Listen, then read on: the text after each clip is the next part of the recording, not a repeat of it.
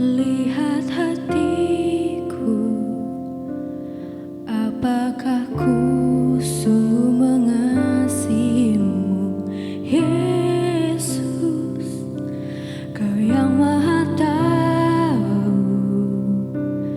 dan menilai hidupku. Tak ada yang tersembunyi bagimu. Telah kulihat kebaikanmu yang tak pernah habis di hidupku.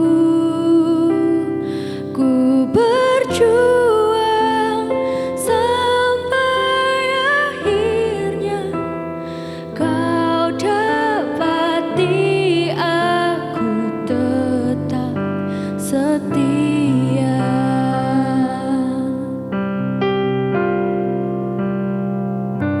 Selidiki aku, lihat hatiku, apakah ku sungguh mengasihimu, Yesus, Kau yang Maha Tahu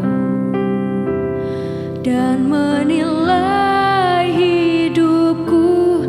Tak ada yang tersembunyi bagimu. Telah kulihat kebaikanmu yang tak pernah habis di hidupku.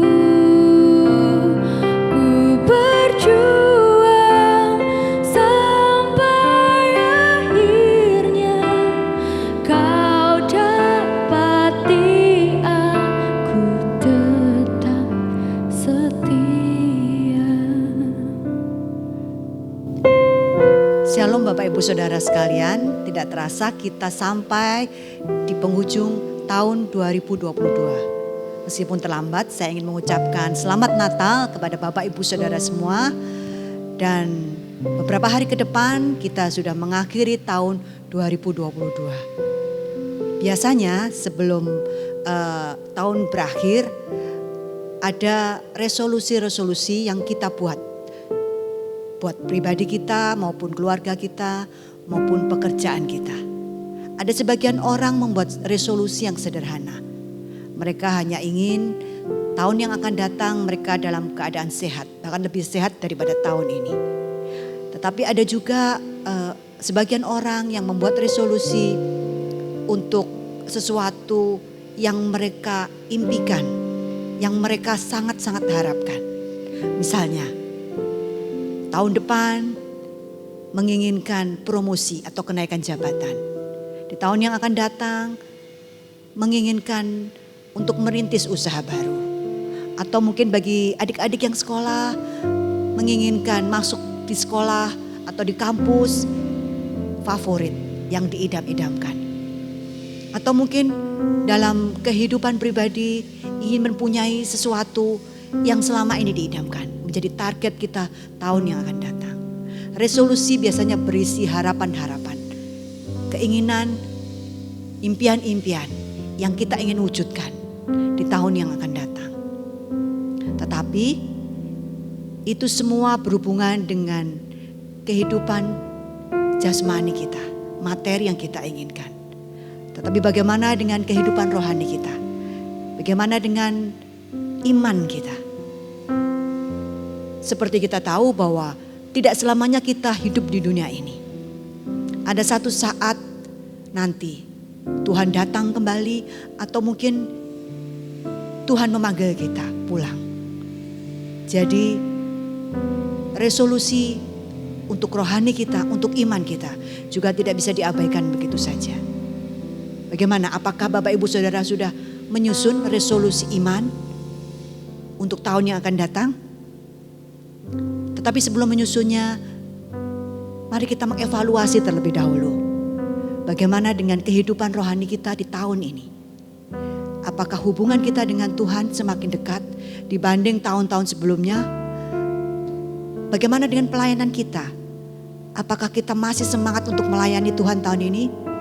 Apakah pelayanan kita masih kita kerjakan dengan sepenuh hati? Bagaimana juga dengan waktu pribadi kita dengan Tuhan? Apakah kita masih meluangkan waktu untuk bersekutu dekat dengan Dia, intim, bergaul dekat dengan Tuhan? Bagaimana juga apa yang kita lakukan buat pekerjaan Tuhan? Apakah kita sudah taat dalam melakukan firman Tuhan di tengah tantangan-tantangan yang tidak mudah dalam kita melakukan kehendak Tuhan? Mungkin ada sebagian kita yang punya begitu banyak kesibukan sehingga tidak ada waktu lagi untuk bersekutu dengan Tuhan. Tidak ada waktu untuk membangun hubungan dengan Tuhan. Tidak ada waktu lagi untuk melayani Tuhan. Tidak ada lagi waktu untuk berada di dalam komunitas teman-teman saudara seiman. Begitu banyak hal-hal yang menghalangi kita dekat dengan Tuhan. Sehingga mungkin di tahun ini hubungan kita dengan Tuhan bahkan justru tidak sedekat tahun-tahun sebelumnya. Jadi apa yang harus kita lakukan untuk tahun yang akan datang? Resolusi apa yang harus kita buat untuk tahun yang akan datang? Tapi saya yakin Bapak Ibu Saudara pasti ingin di tahun yang akan datang, dalam hal rohani, dalam iman percaya kepada Tuhan, pasti ingin lebih baik daripada tahun yang saat ini. Di dalam Kolose pasal 3 ayat 1 sampai 2 dari terjemahan firman Allah yang hidup saya akan bacakan. Karena dapat dikatakan bahwa saudara hidup kembali ketika Kristus bangkit dari antara orang mati. Maka sekarang arahkanlah pandangan saudara kepada harta kekayaan dan sukacita di surga, di mana Kristus duduk di sebelah kanan Allah di tempat kemuliaan dan kekuasaan. Biarlah surga memenuhi pikiran saudara. Jangan selalu memikirkan hal-hal dunia. Kita boleh beraktivitas, bekerja, belajar, melakukan usaha. Tetapi jangan lupa, ada rohani kita yang perlu terus kita perbaharui dari hari ke hari. Ada iman kita yang harus kita tingkatkan dari hari ke hari. Sehingga pada satu hari ketika Tuhan datang atau ketika Tuhan memanggil kita dinyatakan layak untuk bersama-sama Tuhan Yesus dalam kemuliaannya.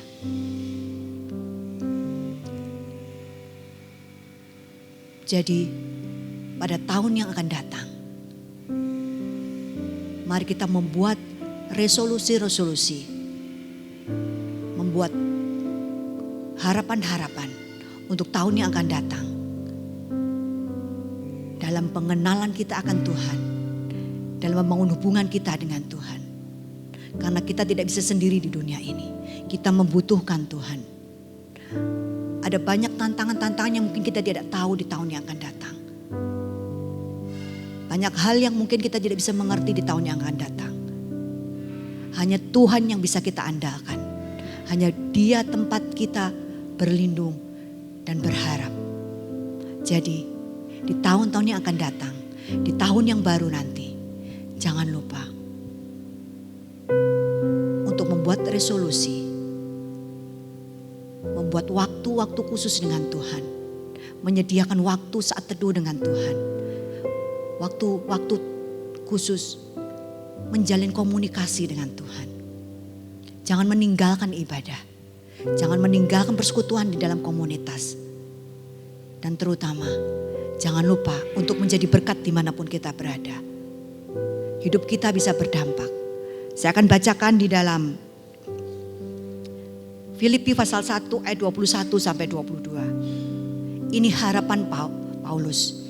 Ini resolusi yang Paulus buat untuk dirinya. Karena bagiku hidup adalah Kristus dan mati adalah keuntungan. Tetapi jika aku harus hidup di dunia ini, itu berarti bagiku bekerja memberi upah. Dan itu juga menjadi resolusi kita. Jika kita masih hidup, jika Tuhan masih memberi kesempatan, itu berarti waktunya kita menghasilkan buah-buah. Tetapi bagaimana kita bisa menghasilkan buah jika kita tidak hidup dekat dengan Tuhan? Bagaimana kita bisa berdampak jika kita tidak mempunyai pengetahuan, pengenalan yang baik tentang Tuhan?